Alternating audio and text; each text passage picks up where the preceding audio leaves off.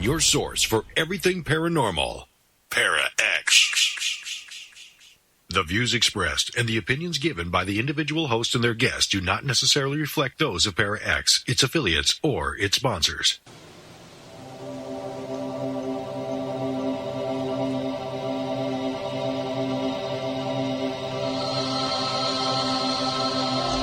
Merry meet and merry part, bright the cheeks and warm the heart. But tread the circle thrice about to keep unwelcome spirits out. Bide within the law you must, in perfect love and perfect trust. Mind the threefold laws you should, 3 times bad and 3 times good. These 8 words the read fulfill, and ye harm none, do what ye will.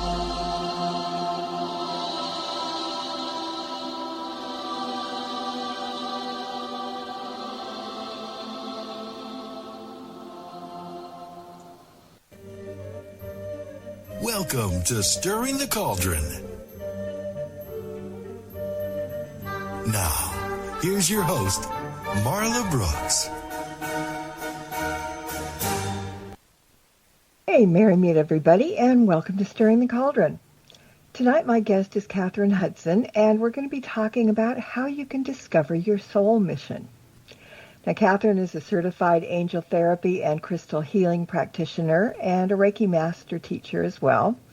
She writes, speaks, and teaches all over the world on opening up to the spiritual side of life and finding your life purpose.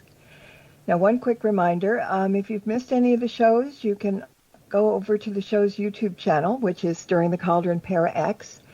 And while you're there, feel free to like, subscribe, leave comments on various shows, and by clicking the little bell icon, you'll be notified when new podcasts are available. Well, we've got a whole lot to cover, and so we've got to get started. So, Kathryn, welcome to the show. Thanks so much, Marla. I'm delighted to be here with you and your audience. Well, good, because we've got a whole lot to pick your brain about today. Hey. Okay, so let's start by saying that some people might think that only those who were famously doing something or amazing things like Jonas Salk creating the polio vaccine or whoever it was that created the wheel would have a purpose, and that the rest of us are just here for the heck of it. But each of us does have a purpose, great or small, don't we?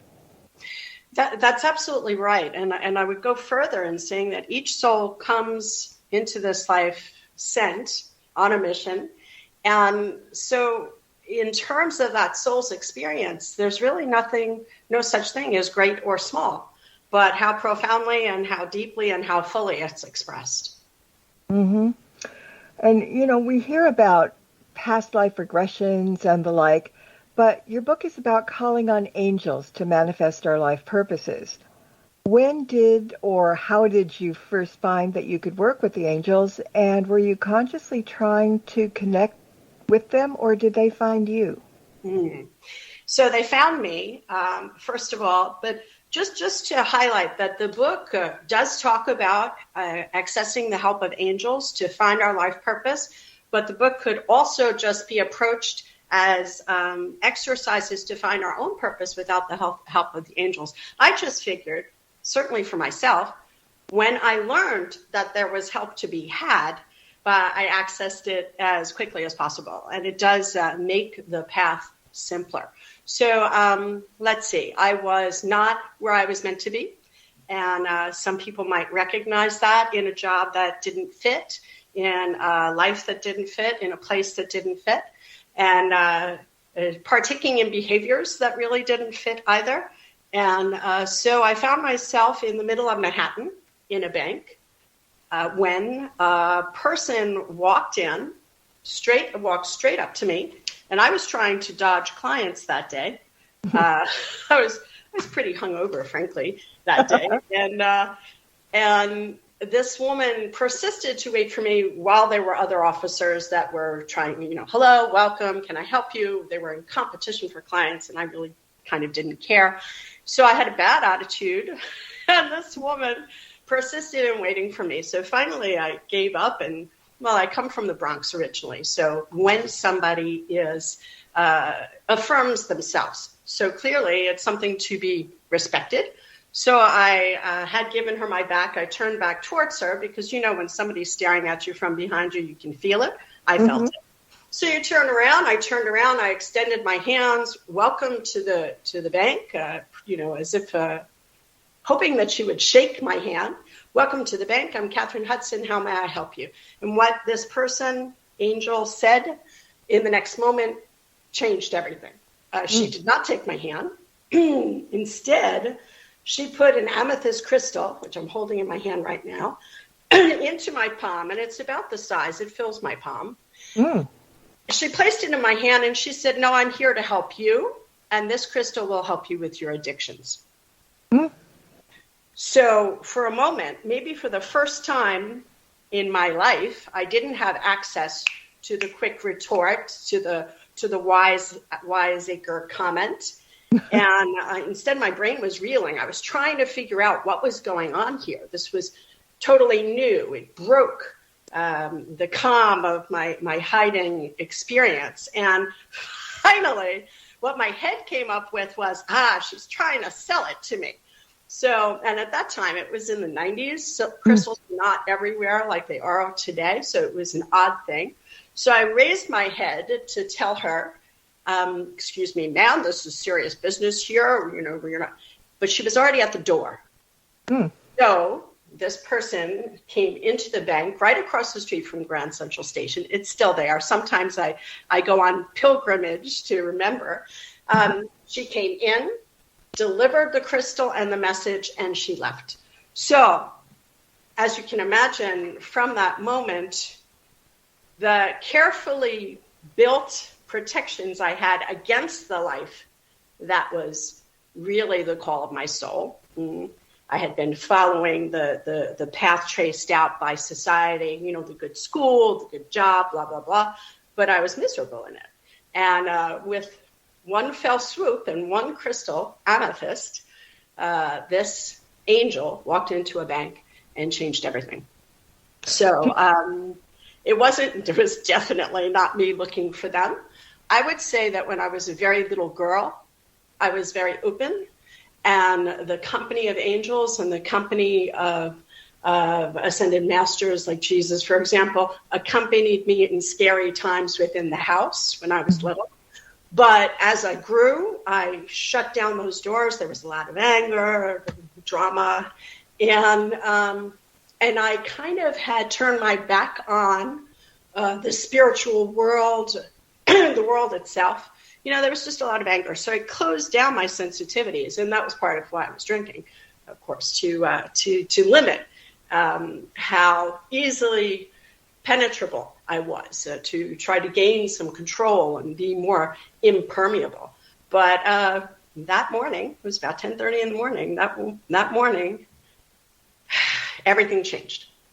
So that was the beginning of a path that has just changed everything.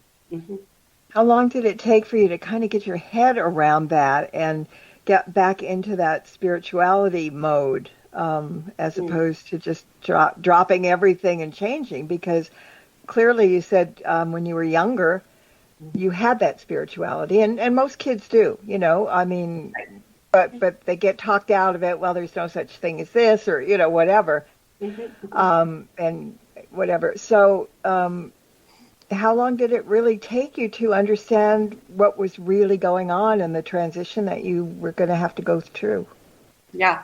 I think that if I had known what awaited me, I wouldn't have had the courage to go forward. So already that day, it scared the crap out of me. I had the rock out. I put it in the drawer. I take it out. I look at it. I put it back away. I couldn't make sense of it. And I kept trying to push it away. But something shifted that day. And pretty quickly afterward, within months later, I was offered a job more connected to my path. I was offered a job working with French companies, which had me leave New York. So it extricated me from some of the unhealthy situations that I had been indulging in or repeating over and over again. So it put me in a new place. And when I moved, that stone turned up again. In fact, the stone followed me. Every time I moved, it would turn up again. So it did. I would say overall, it probably took 2 or 3 years before I finally said, all right, I give up. And maybe 2.5 years. But during that time, everything changed. So I went to Philadelphia to work, and it turns out that when you show up not hungover, they really like that. So I finally got sent. Figure that. And then what I always wanted was to come live in France. It was a desire when I was just a little girl in the Bronx. I wanted to learn how to speak French. I wanted to live in France. There were no French people around us. So this is the kind of thing I talk about in the book, like recognizing the pulls, the draws that are in place even when we're kids. Kids have a much closer connection, as you were just saying, both in terms of sensitivity and gifts, but also in terms of nearness to the game plan. And so those things shifted on the outer, and I got sent to France to open up a bank here. So I came here for a very different reason from what I've been getting up to these last 15 years or so. Crazy. So, yeah. I mean, that's a good adventure in of itself, and it continues on, especially because you're sharing the information now and helping a lot of people, which was probably in that plan too. And, all of a sudden, you realize there it is. But, people they always think that angels have something to do with religion. And a person doesn't need to be religious to believe in angels or to call upon them for assistance in manifesting our life purpose, do they? Oh, completely not. The angels are not connected with any religion. In fact, it's said that Archangel Gabriel dictated the Quran, as well as announced the birth of John the Baptist and Jesus to Mary and Elizabeth, not respectively. And so angels have penetrated human experiences, commingled with us, even interacted with us whenever there is an openness to it and an invitation for it. They are very connected with spirituality. Religion is, and I don't filter anything, so y'all that are listening, you'll feel whether this feels true for you. But religion is more of a human cultural expression of that yearning for spiritual connection. And so, no, there's no religion that has dibs on angels at all. Angels preceded religion, precede humanity. Angels are part of source. And so there are no, it's so funny. There's a priest, a rector of a church who's done my classes. And he said, it's so funny. Before I met you, we really only talk about the angels at Christmas time in church. And I never realized that these are actual relationships that you can have. So anytime that we can break through anything that separates us, like religious division, and I'm Irish, so this touches chords that are deep within me, intuitively, it's good to notice. So thank you for the question. And angels, no, they're not connected to a particular religion. They are very connected to God, to source, to the universe, however you want to put that, and to love, which touches each of our hearts. Mm-hmm. Yeah, sometimes people confuse religion with spirituality, and, that's why we're on the air talking about things, to do a little bit of enlightenment. And I know that you've written a book called Inviting Angels into Your Life, and that's a show unto itself, and maybe we'll do that. But can we touch upon a little bit about how do we get in contact with angels? I mean, you got contacted, but how do we get in contact with angels? I mean, are they around us all the time and we just don't know it, or do we have to call out and see who turns up? There must be some kind of a formula here. Well, when you said, are they around us all the time, what I heard and what I'll say is nearer than breathing. So angels are an expression of God. They're not intermediaries. We don't need intermediaries. We are children of the Creator who create.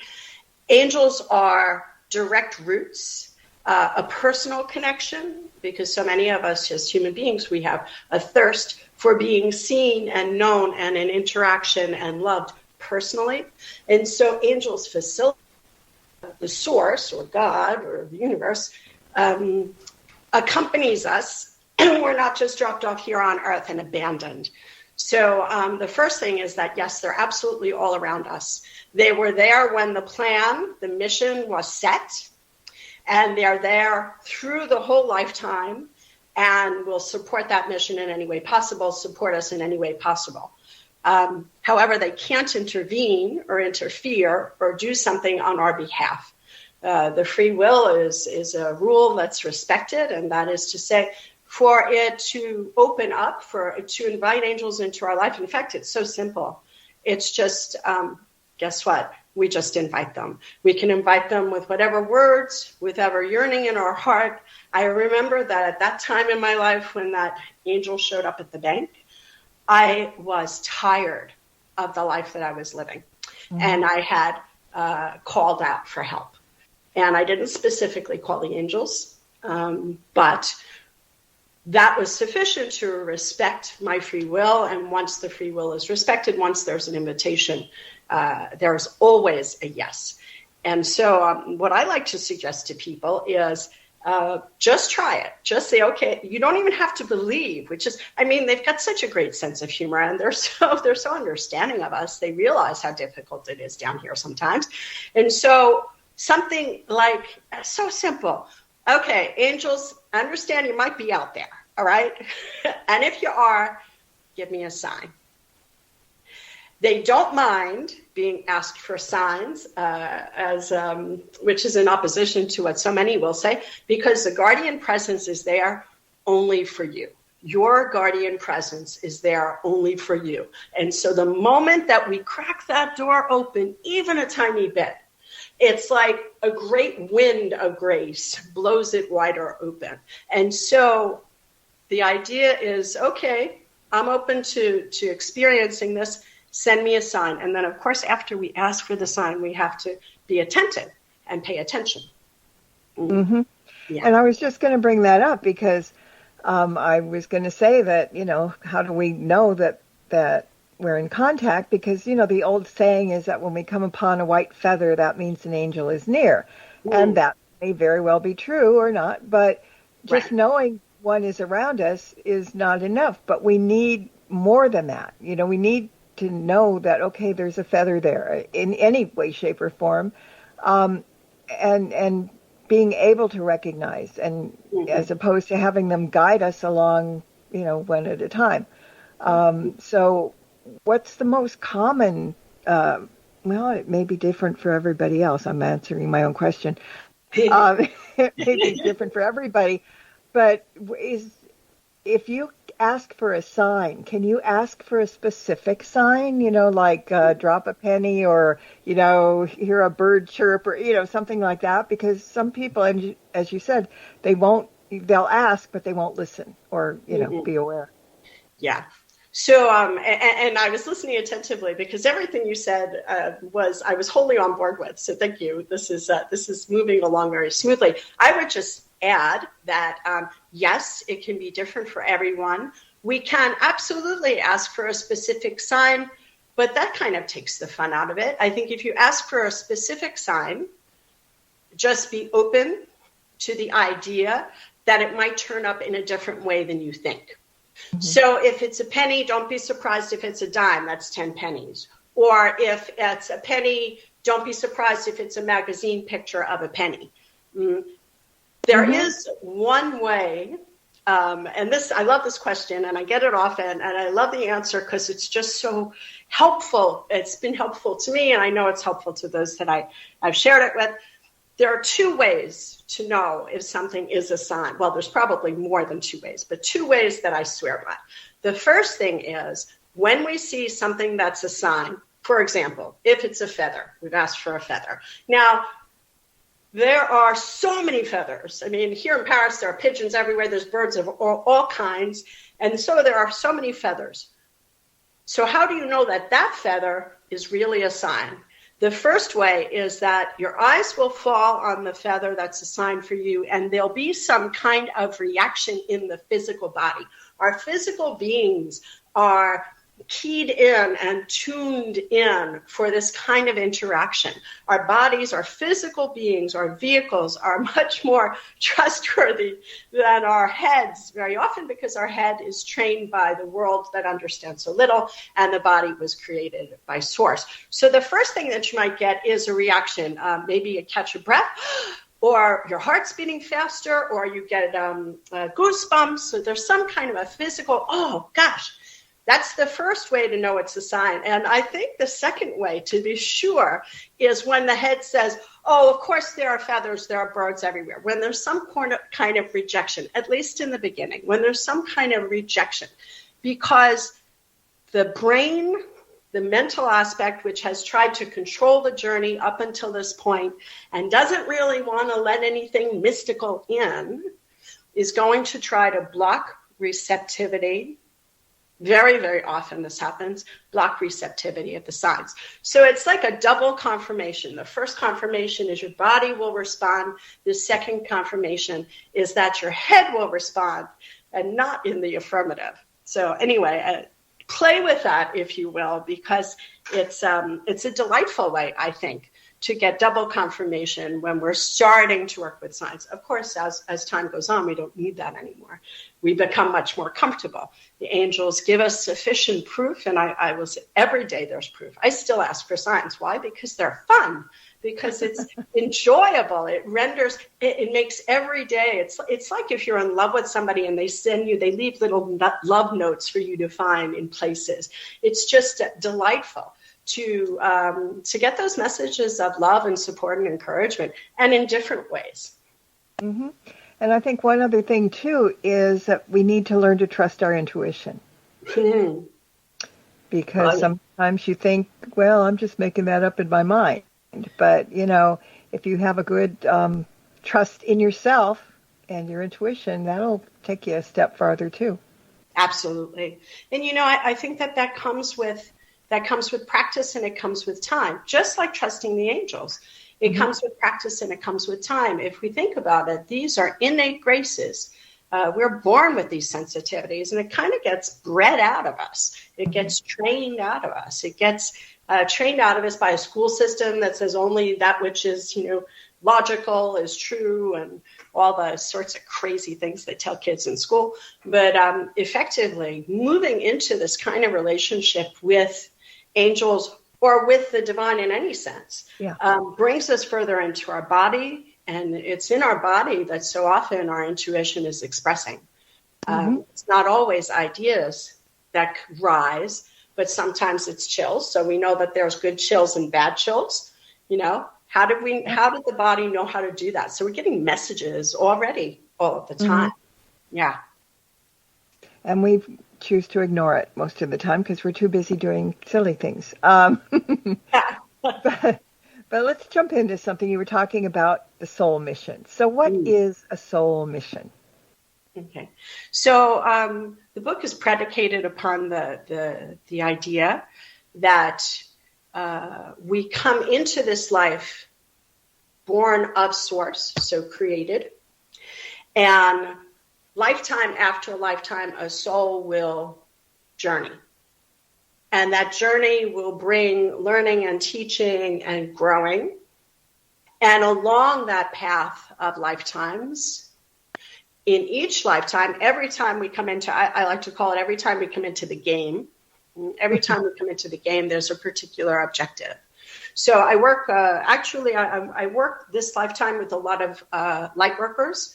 So these are souls that have come in, not unlike yourself, that have come in to support the shifting that's happening on the earth plane at this time. The more love, less fear movement. And so there are a lot of light workers that have come into the earth plane in this lifetime to be that light in the darkness, to bring that love where it's most needed, to bring that peace into the world. Already around their particular sphere, where they're located, in their families, with their friends. And this is why I demurred a little bit when you talked about Jonas Salk and these. There are amazing missions that are accomplished, and the whole world knows about them. But is it less when it's not quite so touted and publicized, but when a mother can love her children so that the children grow up well in an unwell world. And then from each of those, there's this moving outward of love and peace and stability and clarity. So I think that there's an awful lot of people that are currently living a light worker lifetime, and probably a lot of your listeners, I would think. Yes, there's a lot of them out there. Yeah. All right, so we know what a soul mission is, but what's the mission manifestation plan? So the book includes all of the exercises that assisted me in my turning the ship around from being an investment banker, opening up a bank here in France, a branch of an American bank, to becoming the teacher and writer and speaker that I am currently. So that was a big shift. If you can imagine, it was kind of like, and I'm speaking French in my head, it's crazy, a cruise ship. Try to turn a cruise ship around. So it was a sometimes arduous process whenever I let my head come into it. But so the exercises in the book are meant to co-opt our very powerful mental aspect, to put it at the service of our heart, and to allow our head to do the detective work, the digging, and figuring out, well, what are the priorities? What is the most important? And there's a series of exercises that bring one to, at the very end, mission statement, a declaration of mission. And at the basis, it is to express that which is the most ardently valued by us, and express it through the activities that we most love doing, to create a world that is expressive of the adjectives we would give that. So, for example, mine in a nutshell is to express my spirituality through teaching and writing and play in order to create a world with more peace, love, and joy.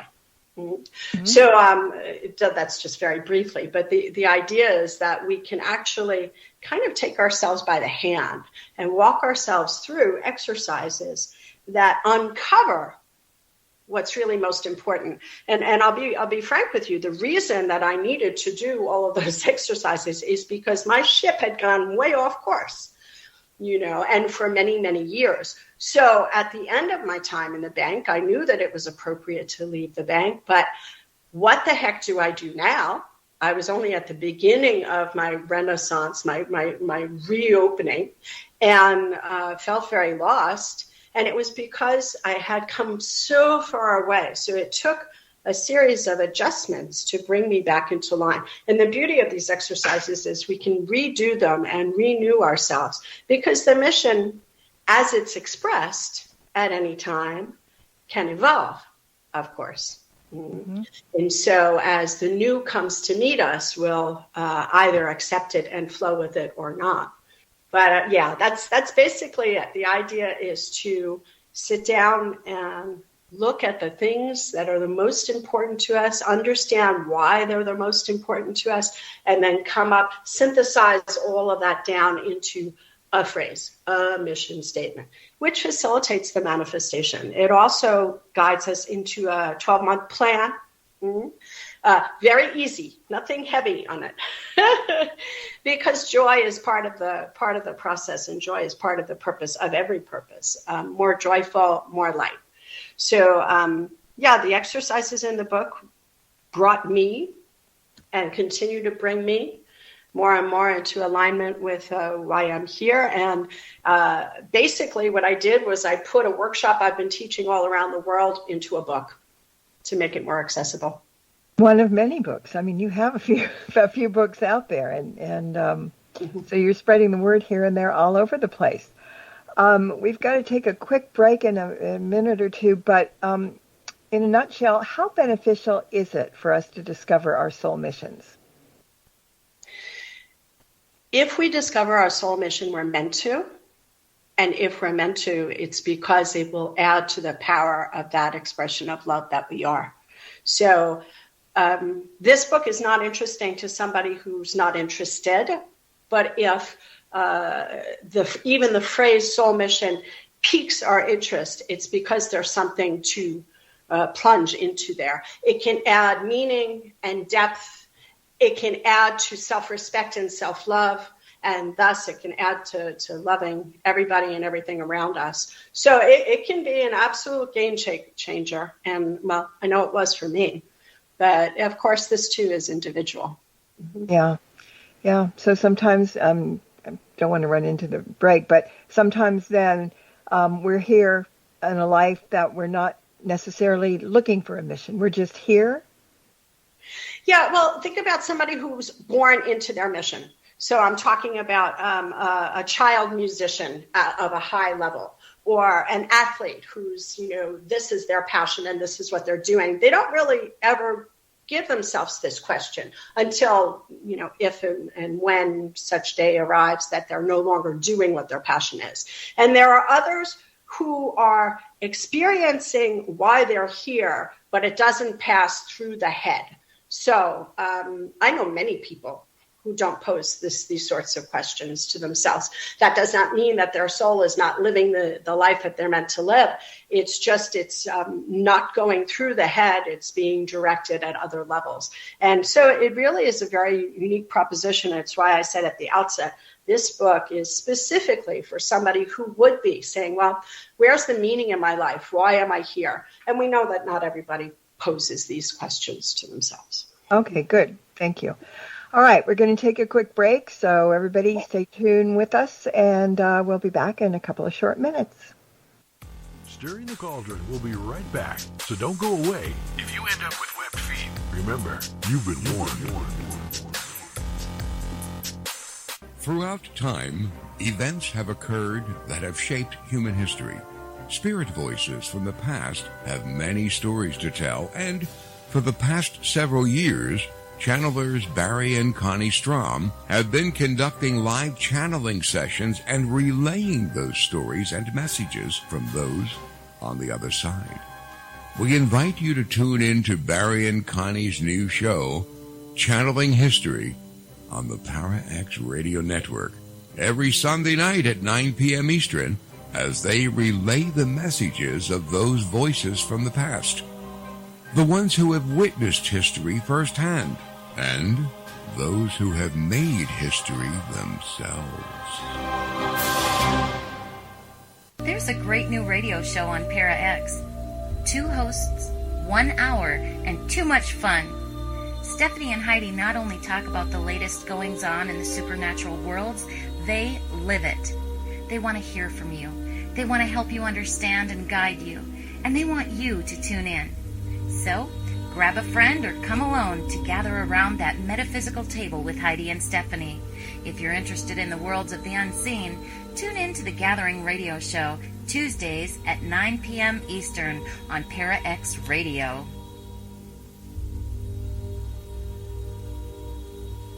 Hey everyone, thank you so much for listening in to Stirring the Cauldron. I just wanted to give you a quick heads up if you don't already know about the free weekly Witches Oracle deck readings that I post on my website every Monday. Now let me answer the age-old question before you ask it, which is, well, how do I know it's for me? And the answer is pretty simple. If you weren't meant to see it, you wouldn't know it was there. So if you're curious about what the week has in store for you, pop on over to marlabrooks.com every Monday and scroll down on the homepage, and there it will be. Welcome back to Stirring the Cauldron. Once again, here's your host, Marla Brooks.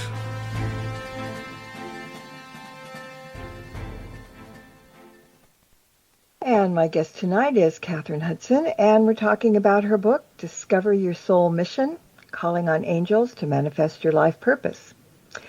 Now, in the book, we talked about exercises, and there are many, which is really good. But we've also mentioned the source several times in the last part of the show, or the earlier part. So people are going to say, well, who or what is that? And, some people will say God, some people will say who knows what. So how do you define the source? So The source of all life is often referred to as God. It's also referred to by many other names. There's no place. I grew up referring to source as God. For me, these names are interchangeable. Some people use goddess or universe. It's the most, it's the source of all life, from whence we come and where we return. So all life is an opening up and a closing, like a wave coming to shore and then moving, being pulled back into the ocean. Similarly, they're talking about galaxies that have come out of somewhere and are being pulled back into somewhere. This movement of to and fro is the natural movement of all life, and we see it in the moon's movement and in other rhythmic patterns that are around us. So what I would say to simplify it is the loving beginning, ending, and all that is. Mm-hmm. And so to go a little bit further, sometimes people say, well, who am I to talk to angels? Angels being an expression of God, of an expression of source. And the truth of this knowing is there's no place that God is not. And if there's no place that God is not, that means within each of us, there is that God energy, that source energy, that eternal life pull being expressed in this pocket of time that's called this lifetime. So what they say, and I love this, is that the moment that you try to put words on that which is source or God, you've missed it, because there's no limiting it or defining it. Mm-hmm. You're right. Yeah, I like that. All right, I want to talk about the soul contracts that we have with family and people, because we encountered lots of people throughout our lives, and it would seem like we have tons of family and people, depending on how many incarnations that we've had. Mm-hmm. But are all these souls the same each lifetime, maybe under a different guise, or is there a new group each time? How does, who are these people? Yeah, who are these people? I love it. So the way you know a soul contract is twofold. And a soul contract basically is when two souls before this lifetime began struck a deal to meet on the earth plane to experience something together. And normally either when we meet the person, they have an immediate impact. It's like we've always known them. Mm-hmm. Oh, I feel like I've always known you. Well, you have. Yeah. That's one way of knowing.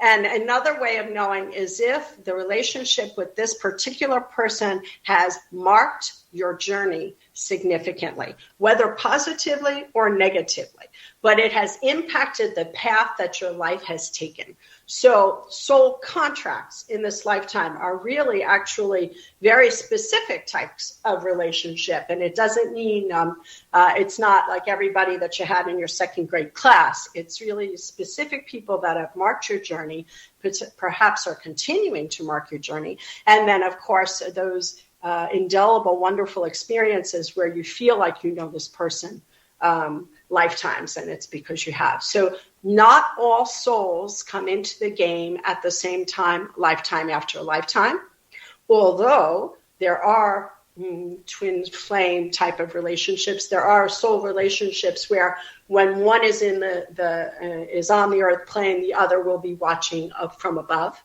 So there are some connections that travel through lifetimes, but very often people who are in soul contract with us in this lifetime may not even be souls that we have interacted with before. They might be souls that are new souls that are learning, and they might be coming in to connect with us to hasten their evolution and to challenge our growth. So yeah, I think that answers the question. It's an intricate dance. And once we're alerted to the fact that these things exist, I find it interesting to notice that sometimes it's clear. And other times it's like, I'm not so sure about this person. And usually if it's not clear, there's also something that's going on beneath the surface on the soul level. Yeah, and all of it are life lessons, basically, the people that we run into, and like you said, for good or bad. But I really like the thought about the newbie souls popping in, because they're kind of taking the basic human 101 class or something, to kind of Absolutely learn what they're doing. So that's good. Mm-hmm. All right, so now there are people out there who are having a really hard time in their lives. Yes. And that, even though they've heard that we need to come back over and over again to get it right, they really don't want to come back, because this lifetime is such a bother, terrible. So must we come back if we don't want to? I mean, do we have free will to make that decision? Yeah, I love this question. So a couple of things. The one that will make the decision to come back or not is the soul. It's not the human aspect. Okay. So imagine that we're having a very difficult life, and that lifetime ends. The soul that chose this difficult life steps back in and directs and guides. My understanding is that when a life is very difficult, there's a whole spa kind of situation, a rehabilitation, a rest and repose. No lifetime is ever begun without full desire, not even just, okay, I accept. There has to be the desire to come in to the fray, because a fray it is, and it's noted. This is not the happy lifetime. Well, I mean, of course it can be, but it's very, very challenging. So to answer your question more directly, nobody is ever forced to come into a lifetime. And so often I have clients that come, because I do individual sessions. And so often I have people that will say, my soul doesn't want to be here anymore. And I say very clearly and directly that if your soul didn't want to still be here, you wouldn't still be here. Mm-hmm. The soul is absolutely at the controlling. In terms of coming in and out of the game, the soul has control. This is why some people try to kill themselves and don't succeed. The purpose is not forsaken. There's still some sense in this lifetime, and so there's not going to be a successful departure. So nobody's ever forced to come in. There is a rehabilitation. Remember that we're going back to source. So we're being resourced and replenished and refilled. And that happens unless and until such time as there's a decision, a desire to come back into the game. Does that make sense? Mm-hmm. Yeah, no, it does. And okay, so, and those of us know that we should come back to, well, some of us don't, but to fix the rights and the wrongs and go further up the chain, so to speak.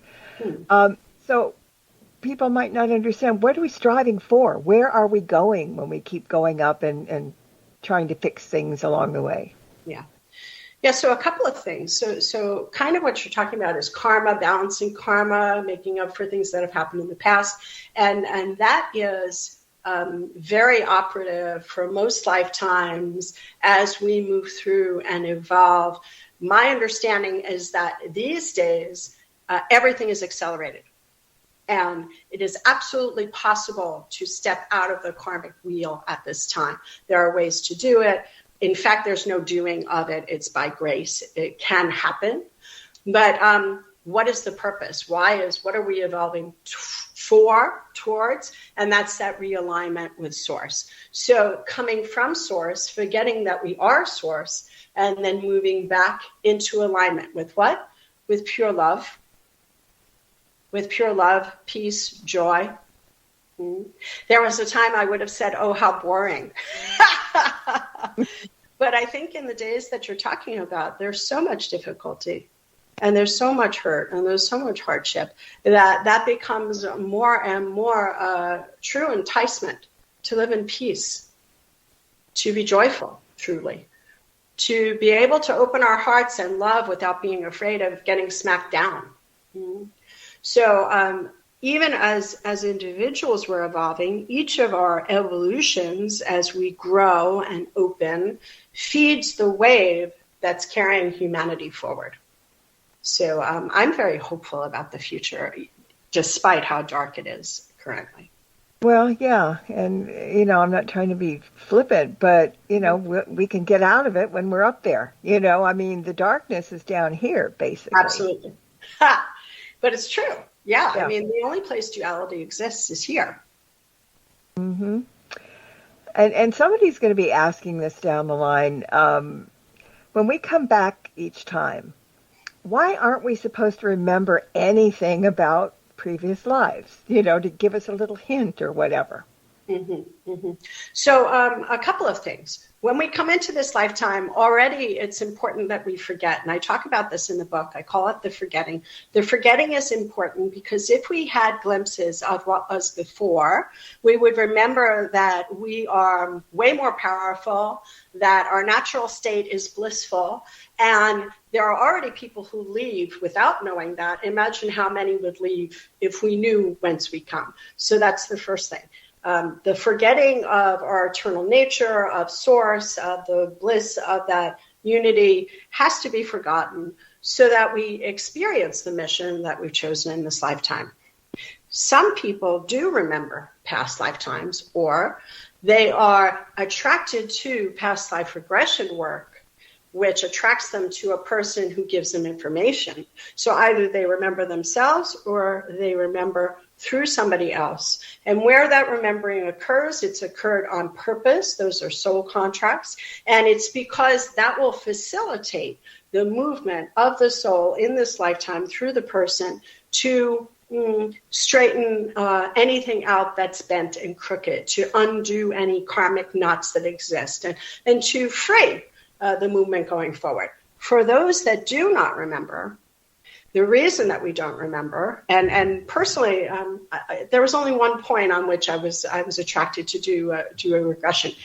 Any imbalances that occurred in past life that need to be rectified will represent themselves in this lifetime.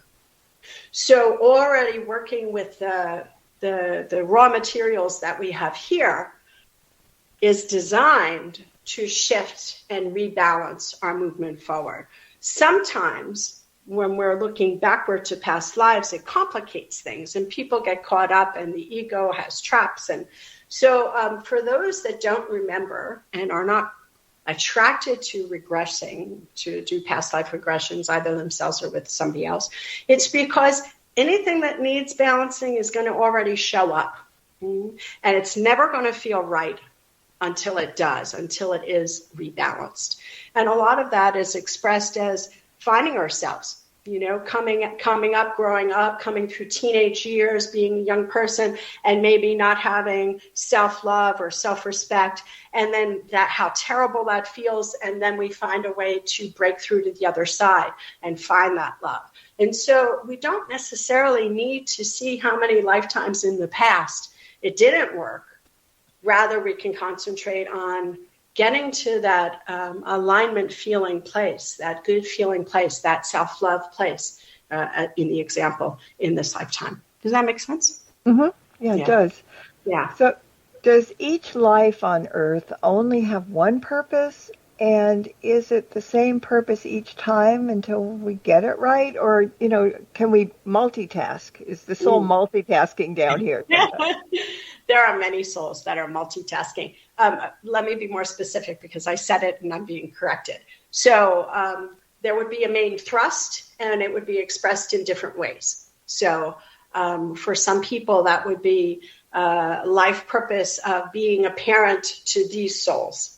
Life purpose of being a teacher to these students, life purpose of creating art in this way.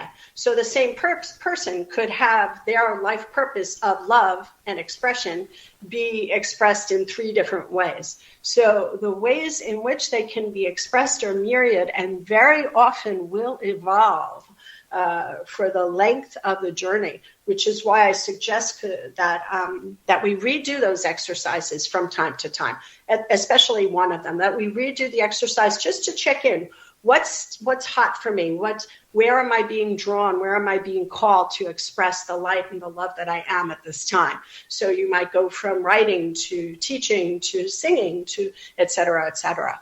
And always, if you're a parent, those souls that are your children, whether they're your biological children or not, those souls are part of your journey. Mm-hmm. All right, we keep talking about exercises, and can you kind of give somebody an example of one of the exercises, that how they work and what it's all about? Sure. My favorite, I like them all, of course, but one of my favorites, and it's connected to what they call inner child work. And there's a series of questions in the book. It's kind of like close your eyes and think, finish the sentence. These are finish the sentence exercises. So when I was a child, I loved to ... When I was a child, I wanted to be ... when I grew up. When I was a child, it would have been good to have more of ... And there it goes on. So in those three questions, it connects us with the experience of the child that we were, which is closer to the soul purpose than the adult, because we've put on a lot of layers since then, physical or no. And so what was important to the child? What are the activities that made the child joyful? Probably those activities are interested to take up anew or to touch on or dip into somehow. What was the desire? What did I want to be when I grew up? Well, there's probably something in that, no matter how far-fetched, there's probably something in that that can give you an indication of the path that'll be yours. And then almost the most poignant and almost the most important is, what was missing? What was missing when I was a child? When I was a child, it would have been good to have more of what? Love, space, peace, whatever it is.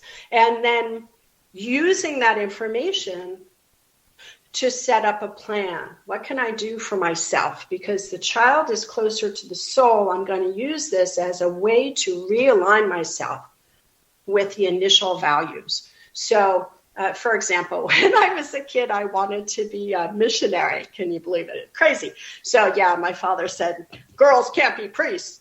So I was really happy about that. But effectively, somebody, in fact, it's the priest who's in North Carolina, who is one of my students. He said, but Kathryn, that's what you are. You go all around the world and you're teaching about God. I'm like, oh, shit, how'd that happen? Oh, excuse me, I don't know if I can say that. But isn't it interesting? So what was already important to me was travel and spirituality already at that time. You never know. I have students, sometimes they say, well, there is power, there is leadership. Mm-hmm. And are we able to appreciate the beauty that we have? Are we able to stand up in our power? Are we able to lead? You know, so even in the wacky things, I know, well, they're not so wacky. I know many people who wanted to be Merlin or a magician. Well, guess what? That brings us promptly into the kinds of things we're talking about here today. You know, what goes beyond the world's ability to understand? So that would be for the what I wanted to be when I grew up kind of a question. But the others, what was needed, what was lacking, probably still is lacking to a degree.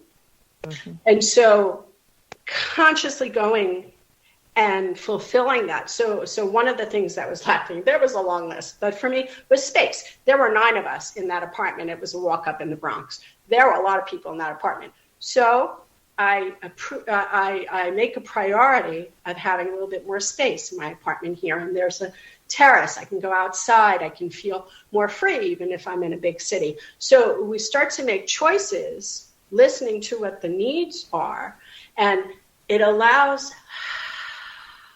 for our calming inside, for the nervous system to chill, to find a balance and an equilibrium. And of course, what kinds of things made us joyful? Well, those activities, if it's possible, it's what got me back into a pool.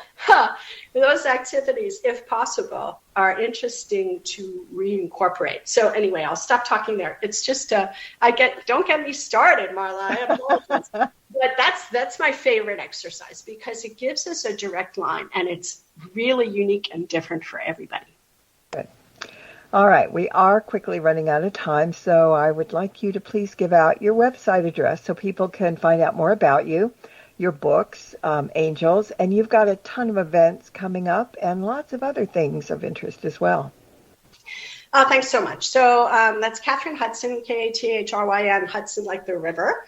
My website is just that. It's kathrynhudson.fr because I live in France. I live in Paris. I'm on Instagram under that name and also Facebook. Every day I do a daily message from the angels. If you see it in French, don't worry. There's another one right next to it in English. And things are being reorganized here in how I operate. I'll be doing many more online activities in the future, but I would be delighted to hear from you. Reach out and say hello.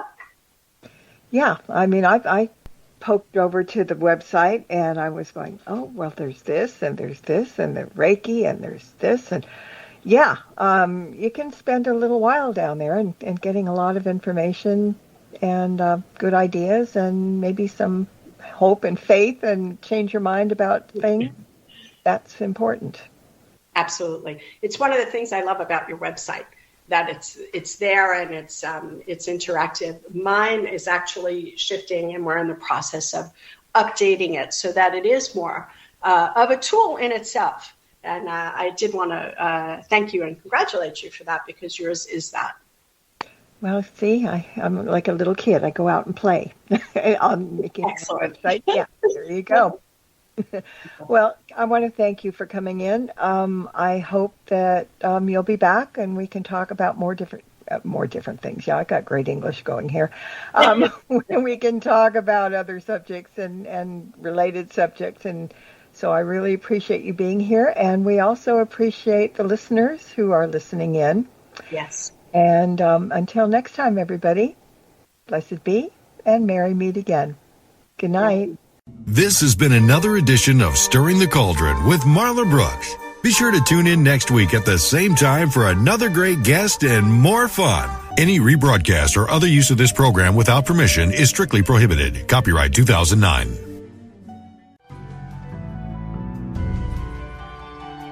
You have been listening to the Para X Radio Network.